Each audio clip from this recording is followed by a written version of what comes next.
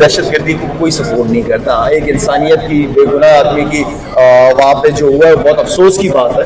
पाकिस्तान में जो होता रहा है बहुत अफसोस है। কাশ্মীরের পহেলগামে ঘটে যাওয়া মর্মান্তিক সন্ত্রাসী হামলার পর ফের উত্তপ্ত ভারত পাকিস্তান সম্পর্ক।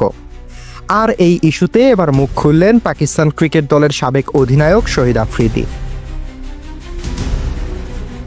মানুষের প্রাণহানিতে গভীর দুঃখ প্রকাশ করেছেন আফ্রিদি, তবে পাকিস্তানের বিরুদ্ধে ভারতের অপ্রমাণিত অভিযোগ নিয়ে কড়া প্রতিক্রিয়া জানিয়েছেন তিনি।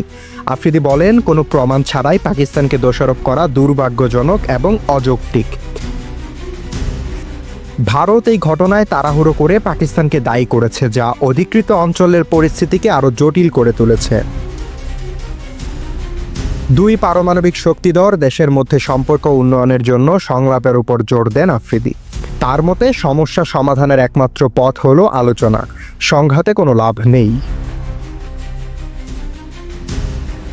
পাশাপাশি রাজনৈতিক উত্তেজনা থেকে খেলাধুলাকে আলাদা রাখার আহ্বান জানিয়েছেন তিনি। ক্রিকেটকে যেন ভূ রাজনৈতিক বিরোধের হাতিয়ার না বানানো হয়, এমনটাই চান আফ্রিদি।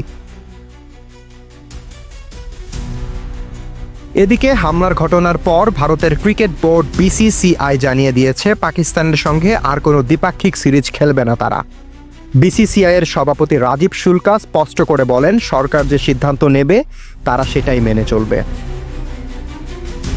রাজনীতি আর ক্রিকেটের এই টানাপোড়েনের মাঝে প্রশ্ন থেকেই যায়, মাঠে আবার কবে ফিরবে ভারত পাকিস্তানের সেই উত্তেজনাপূর্ণ লড়াই।